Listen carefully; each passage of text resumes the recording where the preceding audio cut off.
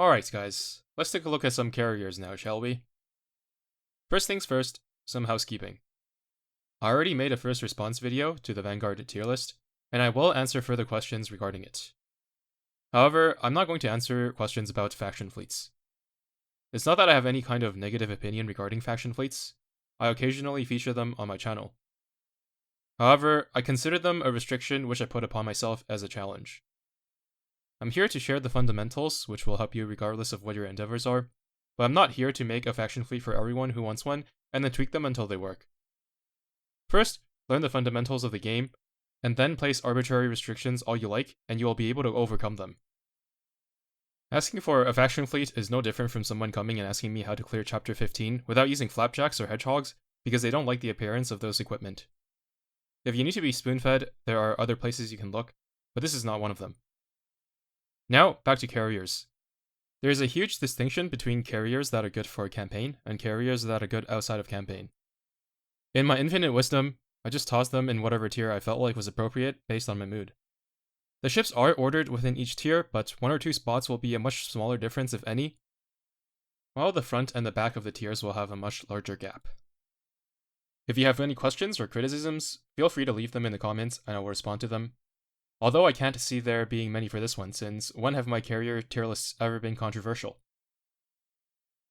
Now, the number of ships here might look a bit scarce, but keep in mind I will be making another tier list for battleships, who won't be fighting for carriers for just 3 main fleet spots. If this is not enough ships for you, you can look at other tier lists. I'm not locking you to just this one. For example, on the English community tier list, you will find over 20 carriers in just tier 1 alone. While I can't vouch for every single ship here being equivalent to each other, none of them are that bad. You can also check the Chinese wiki tier list, which has some oddities such as Long Island right beside Chkalov on their Operation Siren and Metafights priorities list. I can't vouch for that, but if you feel that my tier list isn't giving you enough options for whatever reason, these are 2 other resources that you can refer to. However, if you have clicked on this video, then you have acknowledged this as the objectively best tier list. Now, let's begin with the S tier. First up is Admiral Nakhimov, who admittedly I have not completed. However, fighters and torpedo bombers are in right now while dive bombers are out, and there's no one better to take advantage of that than Nakhimov. She is by far the strongest carrier against medium armor, which is true even without external support, but it certainly helps that her best pal Souryuu is also in the conversation for the best battleship against medium armor. While her personal damage is extremely high against heavy armor as well, it is not as easy to find Northern Parliament support. That would not be a huge detriment to the fleet compared to other options.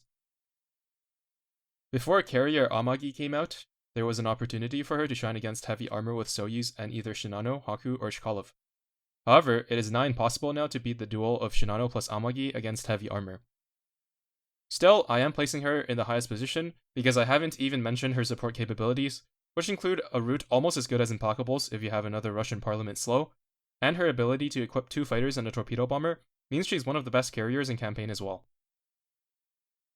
In total, she has 1 major strength against medium armor and is the second best possible option for just about anything, whether it be light armor enemies, heavy armor enemies, slow support, or campaign. Next up are Shinano and Amagi, which are the new Shinano and Hakuryuu. While I do have Shinano placed 1 spot above Amagi, it is not a clear victory for Shinano like it was compared to Hakuryuu. If you sortie either of them without the other, Shinano really needs 2 IJN ships in order to access her 15% aviation and accuracy buff for herself at least, at which point Amagi's damage would still be significantly higher than hers. However, when sortied together, we're looking at a 30% increase to Amagi's damage from Shinano, and only about a 15% increase to Shinano's damage from Amagi, making that gap much closer. Additionally, Shinano's universal buffs and debuffs are not mostly limited to only the torpedoes of IJN ships, which makes her much more valuable when sortied with ships like Mogador, Alsace, and Implacable.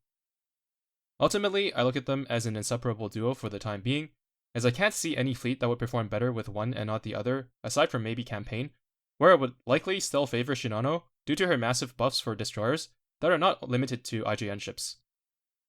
Additionally, while Nakhimov boasts an impressive peak against medium armor, battleships are much more competent against medium armor than heavy, so Nakhimov is also going to need to compete cross-hull a lot more so than Shinano and Amagi, making them more valuable as the best option against heavy armor bosses in most cases.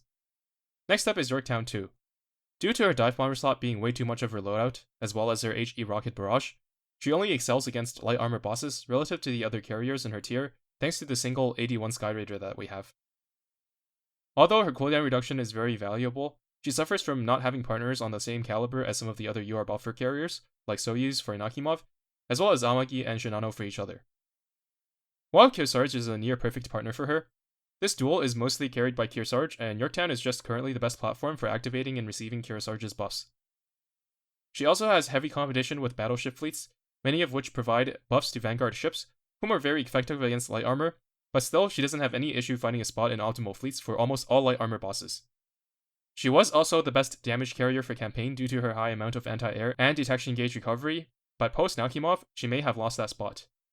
However, she still easily finds herself in the top 5 carriers in the game, and she's not in direct competition with 3 of them. Not a disappointing UR like some like to claim. Next up is Implacable. To sum it up briefly, her greatest strength is her consistency and flexibility, and her greatest weakness is her lack of power compared to the competition. While her root is one of the most, if not the most, useful and convenient effect in the game, it is somehow still overrated by many, as I can think of more cases where the enemy doesn't move enough to warrant needing it, than cases where it is absolutely crucial. Not only that, but compared to when she was first released, we now have so many more options for slows, including but not limited to Nakhimov, Mogador, Soyuz, and Aldrich, which calls into question how important it is to have her specifically. For me, the carriers ahead of her are the main carries while she's there to shore up any weaknesses, hence the placement. She also has some extra value in Chapter 15 support fleet due to her 6 fighters, but I don't take that into account because that will become completely meaningless as soon as they add a couple more carriers that have 6 fighters in their loadout. Next up is Independence. Aside from damage, she has everything you could ask for. The best anti-air, the best cross-fleet buff, the highest reload, the easiest to sync, and the easiest to obtain. The only place where she is not absolutely top tier is single enemy boss fights, which are very popular places to show off. But even in those fights, she has occasionally been able to earn a spot due to her universal carrier reload buff, which is one of the most impactful buffs in the game. In fact, I easily use her more than any other carrier in the game, including all ultra rares and unicorn. Eventually, I will make a video highlighting exactly why I use her everywhere and how I use her. If you for some reason do not have her, get her ASAP. Next up is Unicorn. She is the best healer by far and provides much more than just great consistent healing, including great anti-air and a Vanguard reload buff that slightly compensates for her own lack of damage. She also has a preloaded airstrike, and because of how important it is to run her in campaign, it severely diminishes the value of other preloads, as 2 preloads fired simultaneously will just overkill the first wave of enemies with no additional benefit.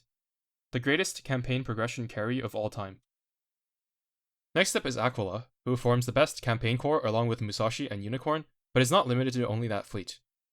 Regardless of what fleet you're using her in, her fighter mode provides a great deal of anti-air and drastically improves the survivability of your fleet, not only through healing and shielding, but also not losing out too much on surface damage while doing so, something which plagues many other healers. In her dive bomber mode, she can fill the role of a preloader if you're missing one. Until there is another, probably UR carrier which directly outclasses her in her fighter mode role, I don't see her dropping from one of the most valuable carriers in the game anytime soon. Next up is Hakuryuu, who might look a bit far down on the list at a glance, but I think I have her placed appropriately. Firstly, she's obviously not in direct competition with the 4 ships directly in front of her, but due to Shinano and Amagi, her value is severely diminished as she has to fight for the last slot against Nakhimov, Alsace, Implacable, and many more. In pretty much all cases where you need a strong solo carrier, Amagi just outclasses her. However, is she really weak? No. She's within 10% of Amagi in most cases, and at least 15% stronger in solo context than the carriers in the tiers below her. The final ship in S tier is Ranger. She has the potential to hit infinite damage, and when you take the average of infinity with a low number, it's still infinity. I have a PhD in this, so do not try to argue with me. Now we move on to the A tier. Enterprise and Shangri-La are very similar, being the best available platforms to take advantage of Yorktown II's cooldown reduction effects. However, that effect should be attributed to Yorktown II and not them. If Shangri-La is strong enough for whatever it is that you're trying to accomplish, she is much more consistent, and therefore better. Enterprise is much more volatile, but can hit higher highs. Honestly, I would recommend Shangri-La over Enterprise for most situations, but Enterprise is cuter, which is an important factor in who gets placed ahead. Next up is Chkalov, who deals good damage against medium and heavy armor, but most crucially has perfect synergy with Nakhimov and Soyuz. The reason she is an A tier is simply because her damage is just lower than the damage carriers in S. Next up is August von Parsifal.